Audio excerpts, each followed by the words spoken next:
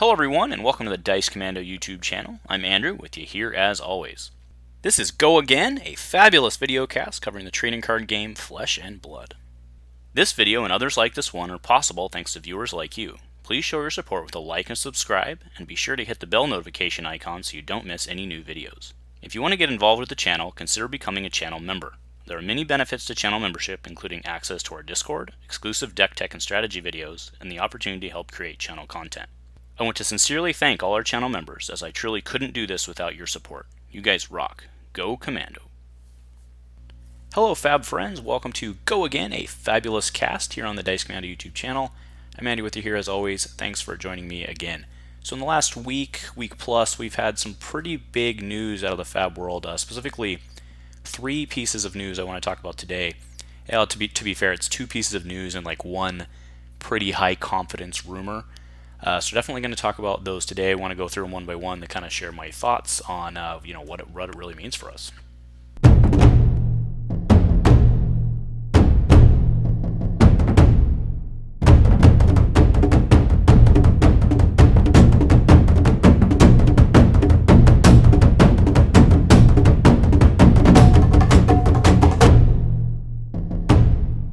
Hello everyone, thanks for joining me again today. So before we get into this, a couple bookkeeping things. First off, I'm well aware that I'm a bit late to the party on this. I've been in the middle of a move, so kind of dealing with actual life stuff.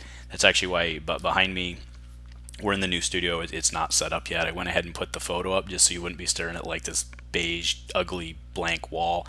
I know that right now my color is all messed up, but we're here to talk about Fab and not look at my pretty mug, although it is pretty good. So thank you for flying with me today on that stuff. So also, usually when I do these casts, when they're just because of the audience, usually when we do these casts and I'm doing it solo, I try to keep it to like 10, 12, maybe 15 minutes max. When I'm doing it with Josh or someone else, maybe we can go mid-20s because it's a little more interesting. I'm not entirely sure how long today's going to go because we have quite a bit to talk about.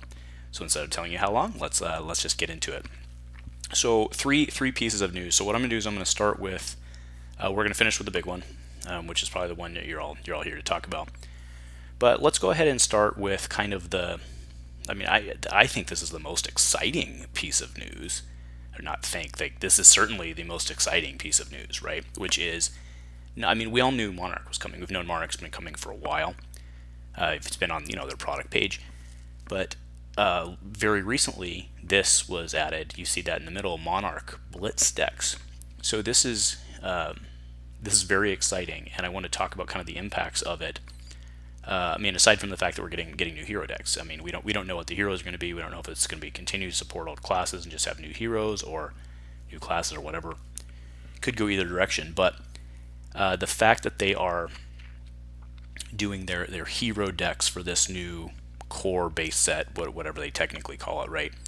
As Blitz is very interesting, right? Because remember, Blitz was added significantly later in the life cycle. It was added several months after, actually almost a year after the game was introduced, right? And it's been exceedingly popular. It's really helped it to kick off game nights at stores. It would have been even more successful had the pandemic not been on, right? But we like it just because it's faster and it helps us kick stuff out. So I think this is, I don't know that this is just trying to help the product. I don't know that this is trying to help the format get more popular. I think it's supporting, or I think it's trying to sell into an already popular format, right? A lot of stores are very hot on this. A lot of new people want to come in because you only have to get 2 copies instead of 3 copies. It's very new player friendly. I think it's a great place to start. I think it's a really cool move.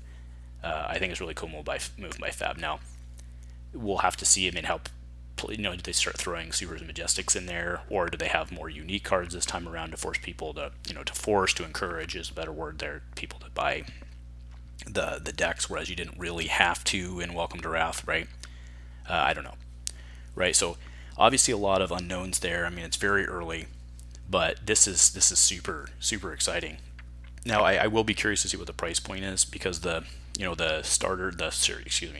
hero decks, they were in the, I think they were in the $12-13 US range. It would be cool. There's there's going to be less cards in here, but remember we're talking cardboard, and like the amount of cards in there really just changes. Like their price margins aren't going to change greatly, but the price point matters for if people want to buy it or not, right? So I think getting it down in the $10 range would be awesome. I don't think that necessarily matters. I mean, I think depending on what's in there, they could probably even sell it for upwards of 15, right? But it's going to depend on what's in there.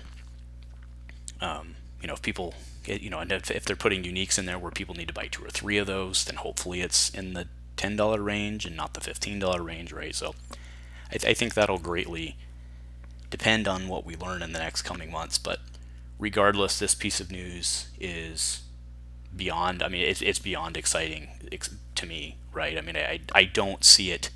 It's one of these things where I don't see it hurting the established constructed community. I don't see it hurting it. And all it can do really is help getting new people in. So I don't see any way that this is not a positive. Because if you don't want it, if you don't want to play Blitz and you don't want them, just don't buy them. Unless, of course, there's uniques or something in there, then that'd be different. But either way, so let's wait and see. All right, next piece of news is something called, I don't have an image for this because it's a rumor out there. Some stores across the world, retailers across the world have been contacted about Skirmish, right? That's the word being tossed around. What this sounds like is some sort of tournament series. That's really the best we've been able to gather. We don't really have a timeline on it, or at least I haven't seen a timeline. If you do, please share share whatever info you have about Skirmish, right? We were trying to gather more. Please share with us. But from what we know, there's no timeline that we have. There's no real details, but some sort of global tournament. Maybe it'll be the same weekend. Maybe it'll be some series.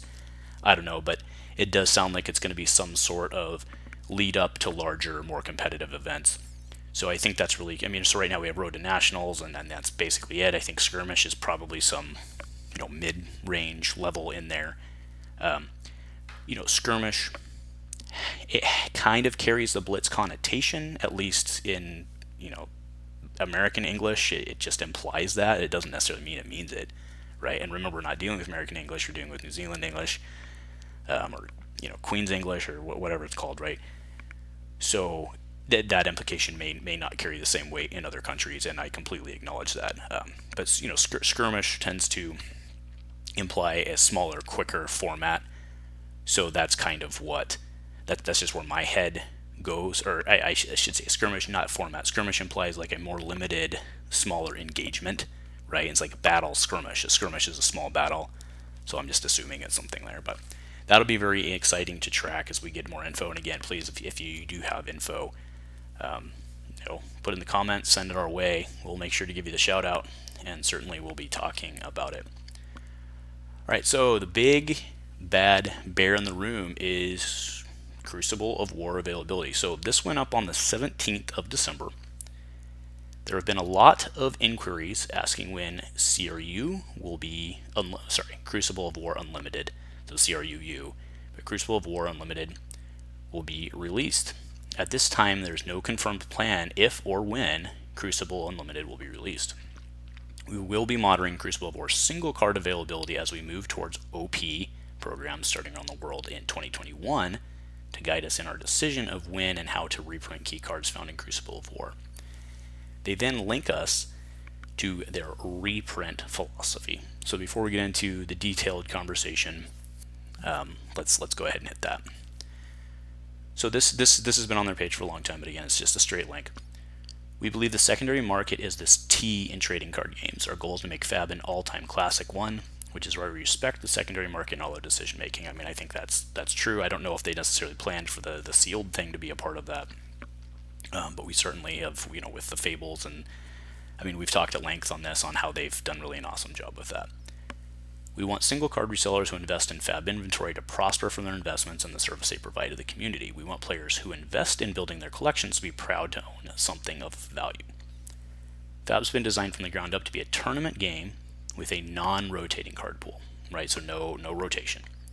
Our product and format design aims to provide fans with long-term utility of their collections, enable dynamic tournament metagame, and create a vibrant secondary card market. As the number of FAB players grows around the world, it will be necessary to reprint cards to support new player accessibility to tournament play. I mean, that makes sense, right? At some point, they may just stop printing Welcome to Wrathe altogether, right? And certain cards from Welcome to Wrathe will needed to be reprinted. I mean, especially in a non-rotating pool. I mean, even in other games that rotate, you still see that from core set to core set, right? So I don't think that's anything crazy. When deciding to reprint a card, careful consideration will be made to the effect the reprint will have on the secondary card market and the amount of new demand that exists since the card's last printing. So basically, they're trying to protect inventors. They're trying to protect their investors, but they want to make sure that the game still works. I think that's a pretty solid plan, right? So, okay, with all that, like just 3 minutes out the window there going through that, right? Crucible of War was a supplemental set, but it's a very, like, there's some pretty good cards in there, right, that are kind of key to a lot of different strategies, at least as they exist today. And specifically, there are some cards in there that I think are probably going to be important for a long time, like Spoils of War, for example. Like, that card seems pretty decent for Warrior, regardless of what happens with Warrior in the future. And that's just one example I'm pulling. I'm not going through like a full tier list or something, right? But this is very interesting that they're not going to do it unlimited, because that means Crucible of War is done. And I think what's more, and I try to avoid the sealed box market thing, because I honestly really don't know much about it. I also really don't fundamentally kind of understand it to a certain degree, and that's not because like I'm mad at people taking cards away from other players, meaning sitting on the product. It's just I don't really understand it, because at some point, like, the boxes become more valuable than anything that could possibly be held in the box, so it's almost like a separate commodity. And that's why it's really hard for me to get my head around, because there's no intrinsic value there, right? It's trade. Anyway. So, but the reason I bring that up is because right now there's a significant amount of Crucible of War out there that people are sitting on and not opening. So, what is that artificially doing to the singles market? And then with Crucible of War being discontinued, more people are now holding onto their boxes, putting additional pressure on it. Now, in theory, right, at some point, if the singles market increases, people would want to open their boxes, but probably not, because that's why they're holding them, right, is to be sealed. So this competing thing, right, I think that's why a lot of people are kind of nervous about this, or at least, I think shocked by it. Was we were just all expecting it unlimited, because we saw it on Arcane Rising, Welcome to Wrathe. We were just all kind of expecting there'd be some sort of unlimited CRU, so that caught us by surprise. But there's the fact that the cards that are out there are the only CRU cards that are ever going to be there.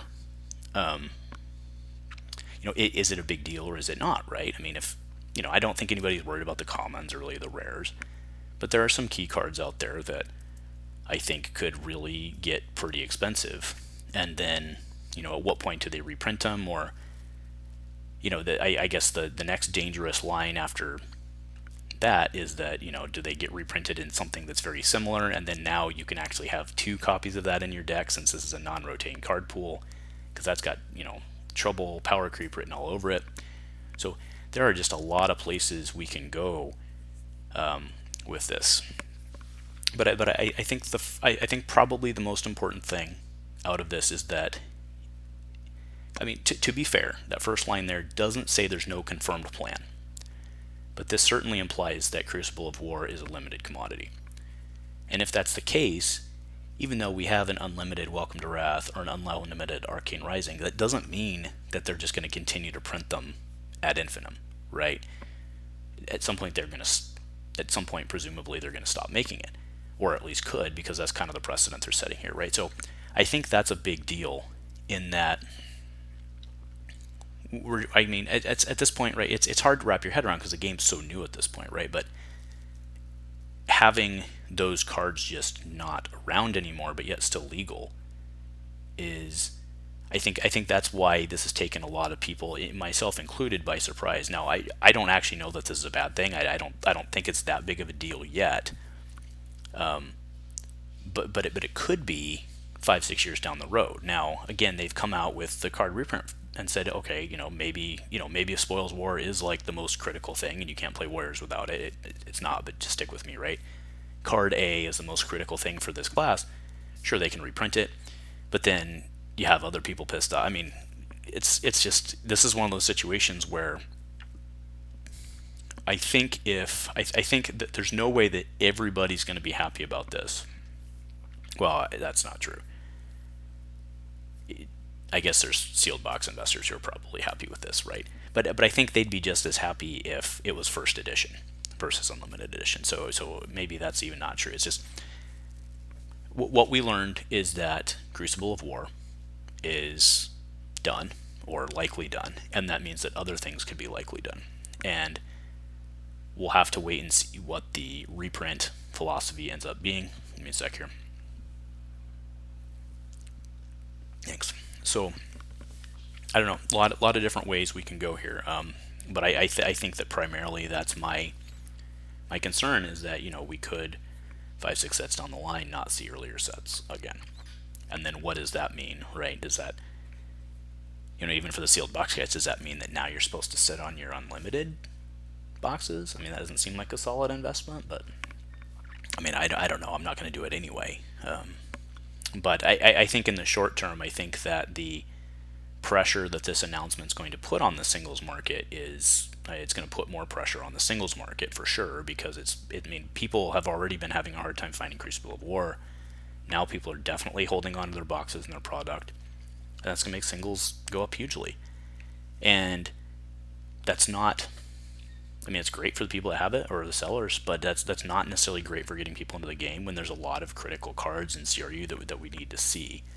Now, it doesn't stop them from playing the game at a basic level, but at some point, like, there's got to be a push-pull of getting people into the game. So I don't know. We will have to see how this plays out, but this is certainly the news of the month for Fab, right? I would think here, if not news of the quarter, although it's been a pretty good quarter for Fab. So either way, those are kind of my thoughts. I'd really love to hear. I'm sure most of you are typing there anyway, but I'd really love to hear the community take on this. Of, are you scared about it? Does it make you nervous?